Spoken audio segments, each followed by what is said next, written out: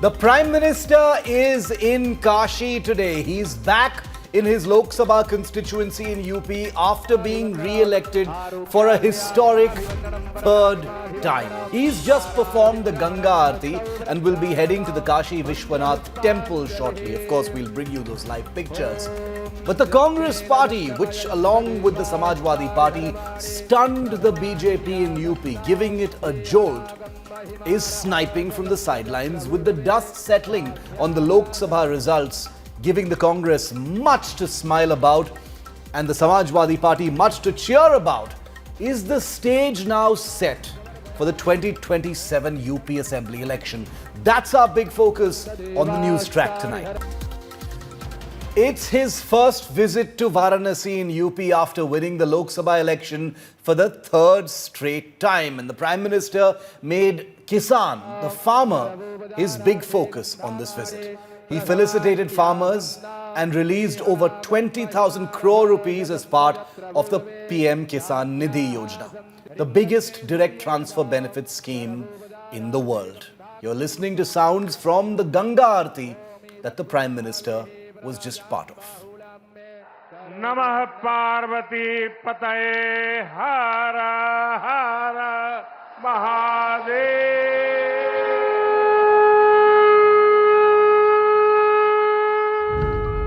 After a historic hat-trick, Prime Minister Modi back in his Karmabhoomi, Kashi.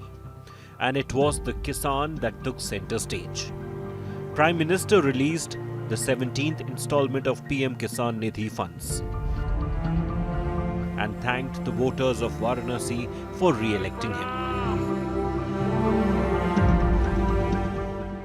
Bharat के लोकतंत्र की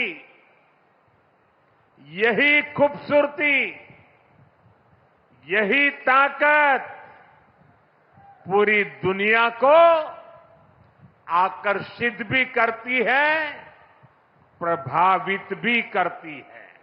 G7 के सारे देशों के सारे मतदाताओं को मिला दे तो भी भारत के वोटर्स की संख्या उनसे 2.5 गुना ज्यादा है। ऐसा भारत में 60 साल पहले हुआ था। तब से भारत में किसी सरकार ने इस तरह हैट्रिक नहीं लगाई थी। आपने ये सौभाग्य हमें दिया, अपने सेवक मोदी को दिया। Vikas was the other big message by the Prime Minister in Varanasi. हमारी काशी संस्कृति की राजधानी रही है, हमारी काशी ज्ञान की राजधानी रही है, हमारी काशी सर्व विद्या की राजधानी रही है। लेकिन इन सबके साथ साथ काशी एक ऐसी नगरी बनी है जिसने सारी दुनिया को ये दिखाया है कि हेरिटेज सिटी भी अर्बन डेवलपमेंट का नया अध्याय लिख सकती है। विकास भी और विरासत भी का मंत्र काशी में हर तरफ दिखाई देता है। Politics is already raging over Prime Minister's Kashi visit. मैं चैलेंज करता हूं मोदी जी को इस्तीफा देकर आके बनारस चुनाव लड़ें। न चुनाव हरा दिया तो राजनीतिक जीवन से संन्यास ले लूंगा। बड़ा दावा कर रहे हैं आप। बिल्कुल बड़ा दावा। मैं दावा कर रहा हूं कि मोदी जी आके बनारस इस्तीफा देकर चुनाव लड़ें और आके चुनाव जीतें। नहीं अगर हरा दिया तो राजनीतिक जीवन से संन्यास ले लूंगा। Rahul Gandhi, who has also decided to retain Raebareli in Uttar Pradesh, giving up his Wayanad seat in Kerala, had also hit out at the Prime Minister. और मैं आपको कहता हूं और बहन से कह रहा हूं, अगर ये लड़ जाती वाराणसी में, अगर ये लड़ गई होती तो आज हिंदुस्तान के प्रधानमंत्री 2-3 लाख वोटों से वाराणसी का चुनाव हार जाती। UP was one of the key states that stunned the BJP and brought its tally down in the 2024 Lok Sabha polls. The stage is now set for 2027 assembly polls. Bureau Report, India Today.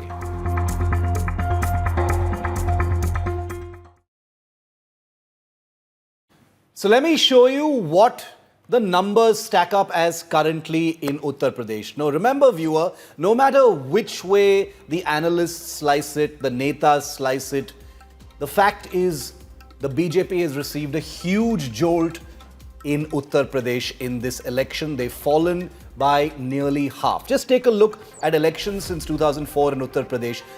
In 2014 is when the BJP swept to power with Yogi Adityanath becoming the chief minister. They won 71 of 80 seats in 2014. That's the Lok Sabha election. I'm talking about the assembly in a bit. 62 in 2019. They came down, but they still managed to hold on to all those seats. But 33 in 2024. So they took a huge hit, mostly benefiting the Samajwadi Party. And the Congress also went from 1 seat to 6 seats. The biggest beneficiary of this huge crash, of course, is the Samajwadi Party. If you look at the assembly, now, of the 403 seats, 255 are controlled by the BJP. The Samajwadi Party has 111. The BSP has 1. The Congress has 2. So the last election threw up many things as far as the assembly was concerned. But the Lok Sabha election this year, where the results came just a few days back, Uttar Pradesh is way, way beyond any other big headline that the results have brought. Here are the vote share figures in the UP Assembly election in 2022. This was the last assembly election that took place. The next one is in 2027. The BJP enjoys a 41.2% vote share. 32.1% is the Samajwadi Party. The BSP 12.9%. The Congress an embarrassing 2.3%. The question now is, with the Lok Sabha done, with the dust settling, if it ever can, on a result of this kind, where the result in Uttar Pradesh is the dominant headline, the dominant takeaway, much to chew on for the BJP and a huge amount of potential ahead for the UP ke ladke Akhilesh and Rahul Gandhi. The question is, what does the road to UP 2027 look like? Who's got the advantage? Who's on the back foot? Who's more battle ready? Will the Congress and the Samajwadi Party have a chance now to stage a big comeback? Or can the BJP, which has learnt a bitter lesson in this Lok Sabha election, have what it needs to course correct and do enough in time in 2027 to reverse any trend that could be indicated by this Lok Sabha result? Let's try and get in some indications from some of the finest voices on the political spectrum. Shantanu Gupta, political analyst and author. Tehseen Poonawala, political analyst, who also happens to be the brother-in-law of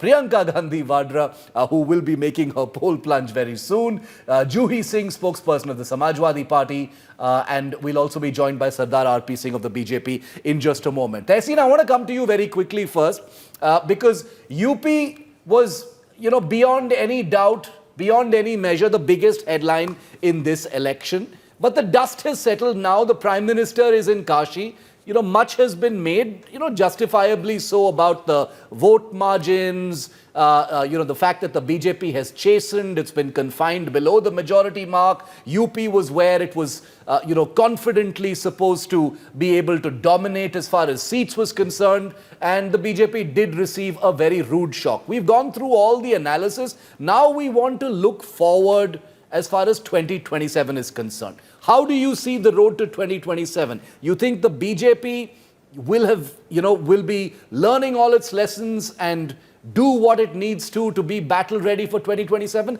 Or do you think that this is going to be a smooth comeback path for the UP ke ladke? Good evening, Shiv. Thank you so much for having me on the show. So to answer your question, the BJP is a fantastic election machine, and one should never underestimate it. They are my political opponents. I desperately want to see the BJP lose, but it's not going to be that easy. And yes, they do learn from their mistakes. So to say that just because in 2024 in the Lok Sabha elections they didn't perform well, they won't perform well in 2027? That's not true in the assembly elections. Remember, in the assembly elections, Shantanu sitting here, there will be the Yogi Adityanath factor, and Yogi Adityanath ji will be the chief ministerial face. So there will be that factor that will be very important. Yes. Plus, we saw when the BJP lost Gorakhpur in the by-elections Lok Sabha, after Yogi ji resigned as the MP and became chief minister, they lost it, they came back and won the seat again. So the BJP learns from its mistake. It also has a very strong organization in UP. The momentum is in favor of SP Congress, no doubt about it. It all depends on how the current MPs from SP and Congress raise issues of UP in Parliament. They are able to capture on the anti-incumbency vote. They can raise issues on the ground and create an atmosphere. That's as far as UP 2027 is concerned. But is it going to be an easy walkover? No, it won't be an easy walkover. It will be a tough fight. If the SP and Congress play their cards correct, they stand a chance. I think one key factor, and I'll end here, is BSP. We saw in 2024 the BSP almost decimated. It's come down to about 9% vote share. Most of its votes, non-Jatav Dalit votes, have gone to the SP Congress rather than the BJP, which the BJP was hoping for. Make no mistake, Prime Minister Modi and Yogi Adityanath ji will be trying to get back those votes. It depends on the coalition Congress and SP can make, and the BJP will try and get back those votes. Those votes will be a key factor. Okay, very interesting. We'll get into those details as well after the opening comments. Shantanu, the India Alliance will, understandably frame the path to 2027 as a UP ke ladke versus the double engine. Tehseen, and I agree with what Tehseen said, that, it's never that simple. It's an assembly election, not like the Lok Sabha election. But the India Alliance will be going into this road with a sense of momentum. The BJP will be going into it with a sense of shock, trying to course correct, etc. How do you see it? Is it as simple as UP ke ladke versus double engine, going forward from what has happened this year? Shiv, I think let's try to understand Uttar Pradesh politics in the last 2-3 decades. Right? Samajwadi Party held the chief minister position for almost 4 times, 3 times Mulayam Singh Yadav ji and 1 time Akhilesh Yadav. Mayawati also held the position 4 times, right? So between Samajwadi Party and BSP, they held the chief minister position 8 times, right? But the interesting part is that only 2 times they had the absolute majority. 2007 Mayawati and 2012 Akhilesh Yadav, right? In both these times, their vote share was only 29% or 30%. BJP, since has arrived in UP Big Bang, 2014 onwards, they took the game to 40% and 50%, right? The advantage to BJP, even in 2024 election, is they're still holding their 42% vote share. Yeah.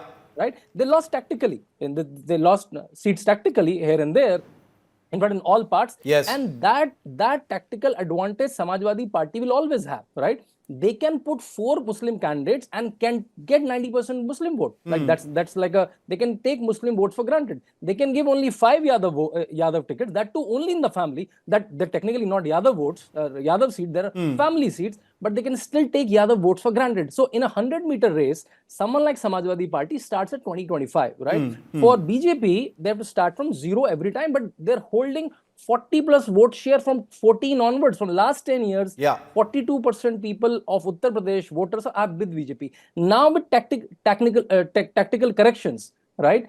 I think very easy, or I should not say very easy, I think it's very plausible for them to come back with a brand like Yogi, with the work that is done and the brand like Modi. And that's my understanding. Okay, very interesting. So, the numbers speak. The vote share was there. There were tactical losses, and that's what this came down to. But the assembly election will be a different, it will be framed different. It'll be Yogi Adityanath on the ticket, etc., etc. We'll go into those details as well in just a bit. Juhi ji, to bring you in now, obviously a spring in the step of the Samajwadi Party, justifiably so. And the opposition alliance will be seeing this as a kind of booster shot over the next few years towards the assembly election. But obviously, it's not going to be easy, as our first 2 speakers have already said. How do you see this? No election is easy, Shiv, and everybody's just been talking about data. There are issues which are there which can't be quantified. Varanasi, let's talk about Varanasi. BJP party members, I would say IT cell members, harassed a girl, sexual harassment, but was it addressed by the Prime Minister? It was his constituency. Again, there was an issue of constantly recruitment papers being leaked since 2017. And let's not talk about the BJP. We'll be in 27, we'll be looking at 18 years of central government and 10 years of the UP government. So what's there on the ground is something which people will ask. What about employment? We just talked about Kisan Samman Nidhi.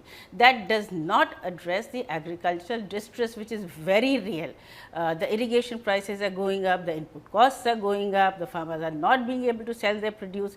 They are taking credit, people are committing suicide, also selling off their land. So, whether the government is actually addressing or even recognizing that there are issues of this sort.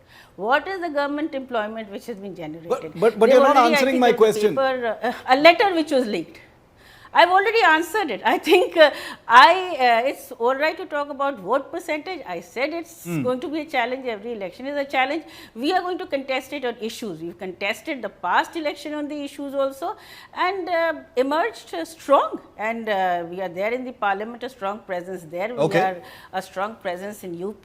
And we've constantly raised these identical issues in the UP Vidhan Sabha to the Chief Minister, and we are going to do that. What about the caste census? We've been asking about that. We'll keep raising it there. So, yeah, the UP has thrown up the fault lines and the promises which were made to UP, which they failed.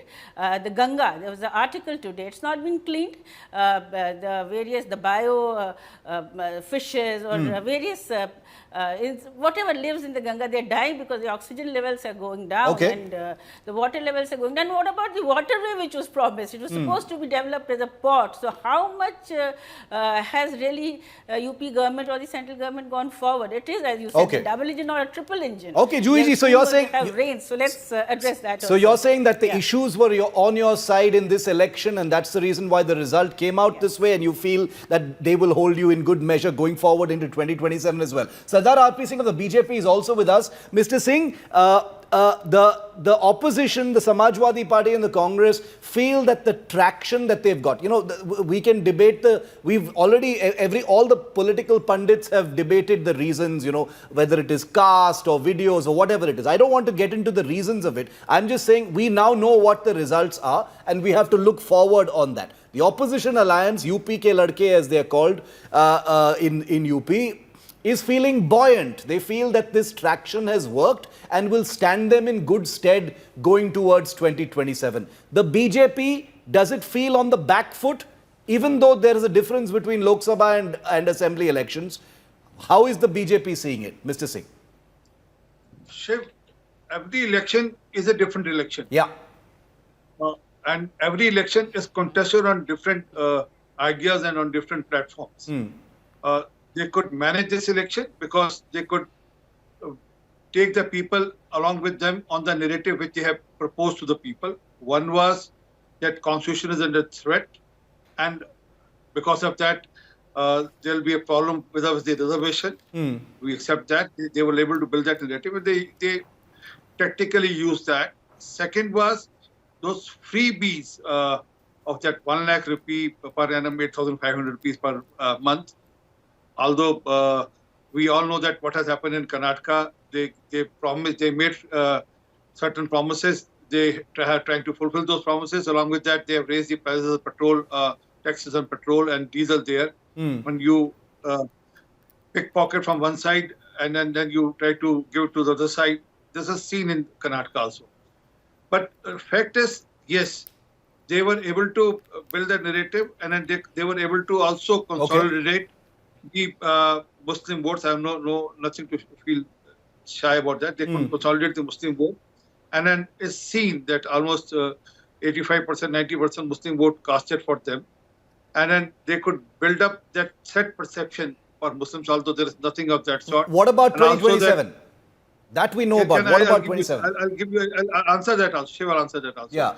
Also that when Prime Minister announced any scheme or any Garib Kalyan Yojana, that is not divided by on the parameters or on the lines of the Hindu, Muslim or caste and color and creed. If I rightly remember, the percentage of all these schemes which have been announced with the Prime Minister, the Kisan Samman Nidhi, or whether it's घर पे नल से No, जल. but Mr. Singh, I and whether understand it all is- that. That's what Give me a second. Give me a second. It's very important. Shiv, Oh, you'll understand. yeah, complete your point, but take it quickly. from Yeah. here itself. Yes. Almost 35 to 36% of the benefits go to the Muslims. But yes, they were able to build up a narrative and then they succeeded in that. पर हिंदी में कहावत है काट की हड्डी एक बार चढ़ती है, बार-बार नहीं. Okay. And Okay, so I get it. So the short point of what you're saying is that every election is different. What worked this time will not work, another time. It cannot simply be replicated, and momentum is not something that you can exaggerate. Okay, Tehseen, let me come back to you right now. I want to sharpen this a little bit more and make it a little bit. You can respond, Tehseen, to points anyone before you has raised, but I want to ask a specific question now. Let's talk about the Congress party.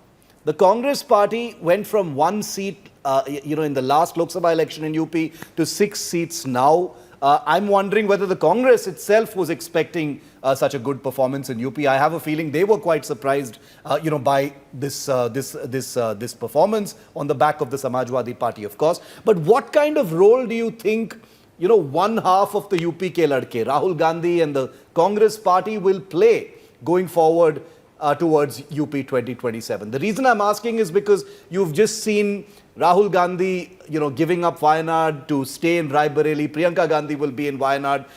There appears to be a recalibration as far as Uttar Pradesh is concerned, and a recognition that this is something that doesn't leave a lot of elbow room for the Congress party. It's a big opportunity to expand.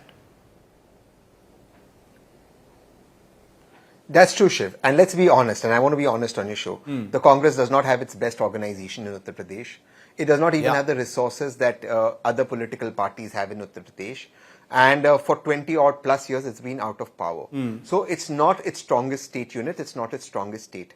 Despite that, the Congress performance is good. So coming back to your question, did the Congress expect a good performance? Yes, it did. And I was involved in the war room.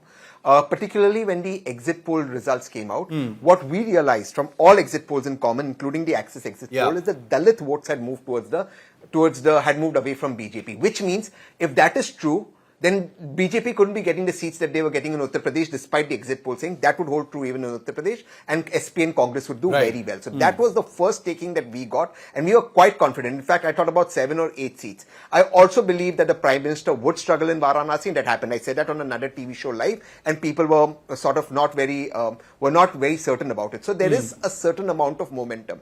What role will Rahul Gandhi ji play in that? In my opinion, and I've sent him a text, I hope he does do it, he must become LOP. That's point number one. Because anything further, the road to 2029 will lead to Uttar Pradesh 2027. In that context, Rahul Gandhi ji must be LOP, and he must have that stature to take on Prime Minister Modi. That's for 2029.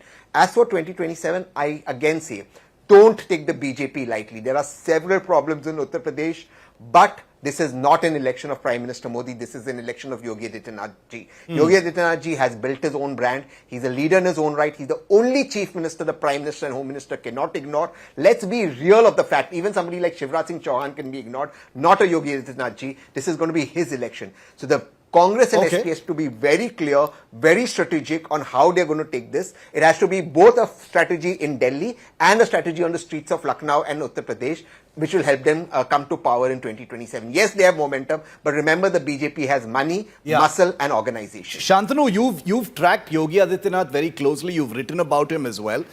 Granted that a Lok Sabha election and an assembly election are different in many different ways, but it's always tempting to frame election after election with the sense of momentum that we're talking about here. But speaking strictly of assembly election 2027 in UP, what would the Yogi machine take from this year's result in the Lok Sabha in Uttar Pradesh? And what kind of things do you think will the BJP be doing over the next few years ahead of 2027, taking from what's happened this year? I think I agree with Tehseen that the kind of party BJP is and the kind of leader Yogi Adityanath is, they don't mind going back to the drawing board often, and they will go back. They're already going back at the government level and also at the party level. So if there are tactical mistakes, so if their vote share drop will be like 7, 8%, 10%, I'm sure they should have been worried. I think the silver lining for them, the vote share is intact. Their tactical mistakes, maybe by ticket, maybe organization, or maybe they're too complacent that we have Modi, we have Yogi, we have Ram Mandir, we have a lot of work, our schemes are going to the ground. I think they're complacent, right? I think when you ask that, was Congress expecting this victory? I guess not, because the signals Rahul Gandhi himself is giving. He said, "Behna, agar tum Modi ji ke against ladti, to 3-4 lakh se jeet jati." Meaning, was the Behna was not ready to beat Narendra Modi? Was there a pact with Narendra Modi that we don't want to wait to? No, because they did not have slightest of the cue. If they have slightest of the cue that they're going to win Amethi, why will Rahul Gandhi would not have contested from Amethi and regained his seat, right? Why Rahul Gandhi came the last day on Raebareli and filed his parcha without any limelight with 3 people? Because they didn't have any clue. Right, and that's why they're not leaving those seats, because they know those reservation will go away. Those fake guarantee cards will not fly every time. That's why even Akhilesh Yadav is leaving his assembly seat where he should have been. If I will be advising Akhilesh Yadav, I'll say you should be in assembly so that you can oppose Yogi Adityanath day in and day out, and you can be faced there. What will you do in the parliament where your record is anyway abysmal? You know, in last parliament, when he was there for 2 years from Azamgarh, his attendance was hardly 33%. He hardly asked any question. He hardly presented any private member bill. He hardly was part of 5-6 debates. Right? So he's anyway failed parliamentarian. He was proving a better person in the assembly. But he's running away from there because they know if they reach Kannauj now, I think there can be repercussion. Will they regain the seat or not? So that's why I'm reading what I'm reading. Okay, very interesting. Juhi ji, you can respond to that you know, the Yogi machine is going to be different. He accepts that, you know, there may have been some complacency, but there are those, Juhi ji, who will say that this jhatka that has been dealt to the BJP 3 years ahead of the assembly election is a wake-up call. You know, if it wasn't this big, they wouldn't have known what to fix, they wouldn't have known what to correct, and now they will be even more battle ready than perhaps with some other kind of election result for 2027.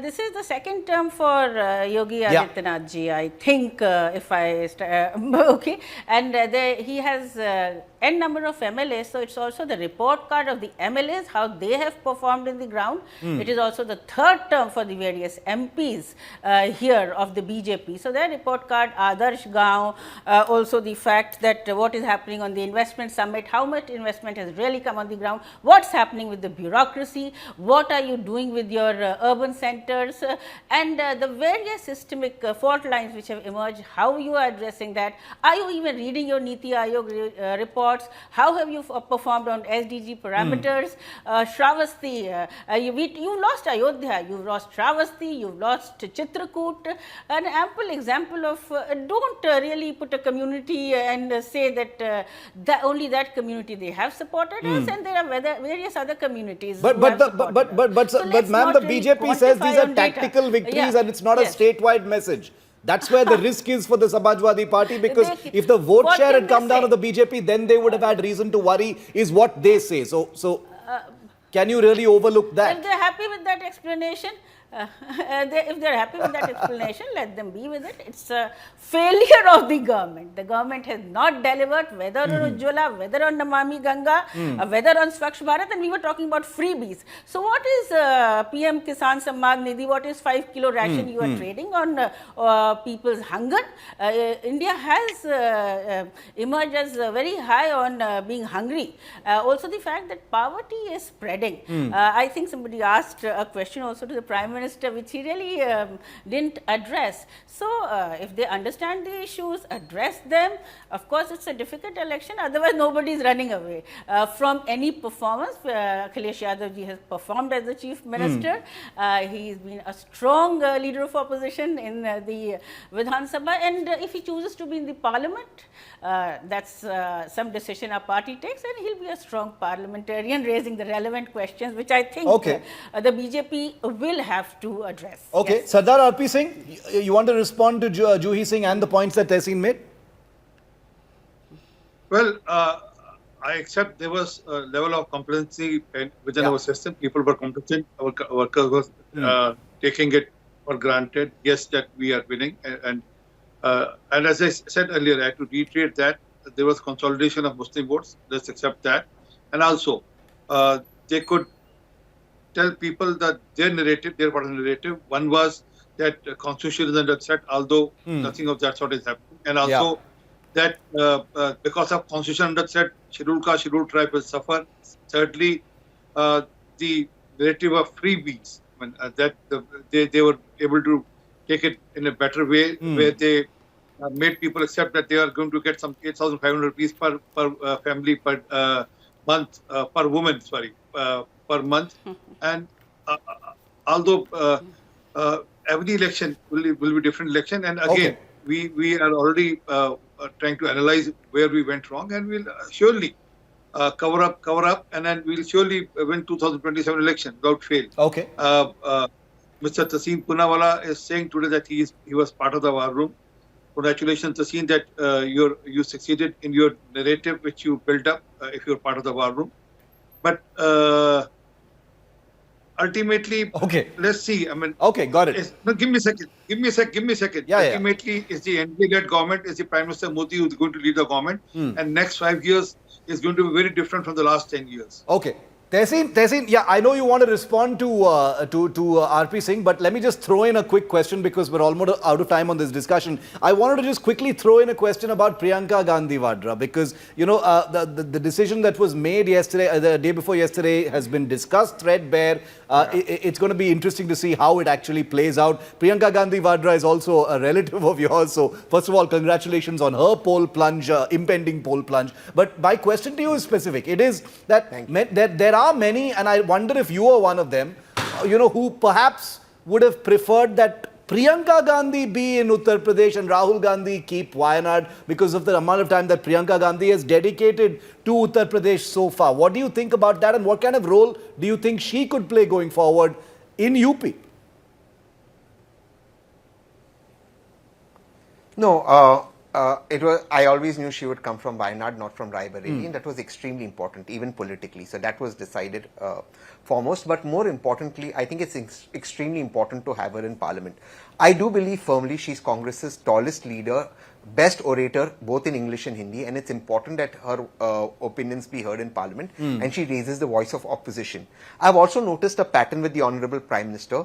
The Prime Minister finds it very difficult to attack her personally. Though her attacks on the Prime Minister are very sharp, they're not personal attacks.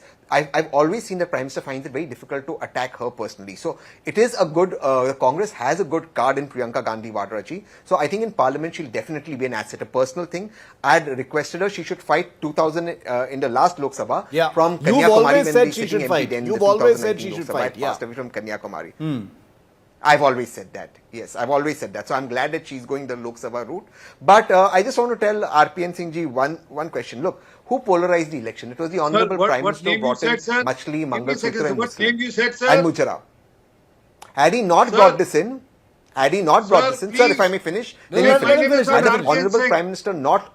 Sir, please. Sir, I'll just take 10 seconds. No, my name is not Sir, I'll just take 10 seconds, then you respond. Sir, please. No. My name is not RPN Singh, please, sir. Sorry, sir. He said RP Singh. No, he said RP Singh. Sorry, sir. Sardar RP Singh. Sorry. I'll tell you what Shahjad Poonawalla I said RP Singh, but I'm sorry. Sardar RP Singh. Come on. No.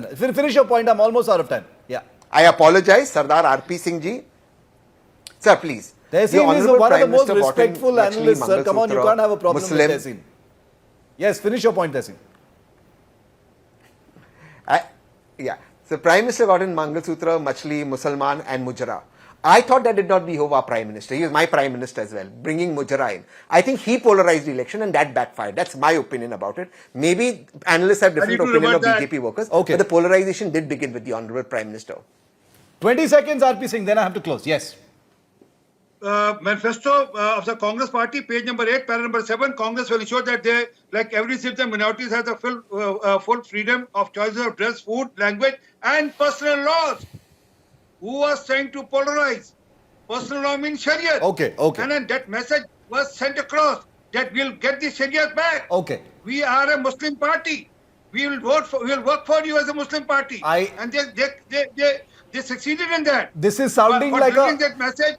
This is sounding like a pre-election debate, with the greatest of respect to all of our No, guests. I'm just quoting I the understand. manifesto, sir, nothing else. I get that. There will be a lot of time. RP Singh, Tehseen, you're both good friends of mine. I promise you there will be a lot of opportunity even along with Tehseen is a Juhi ji good and friend. Shantanu ji for their time on this discussion. There will be many more things to dissect threadbare. Thanks to all of you for your time here on News Track.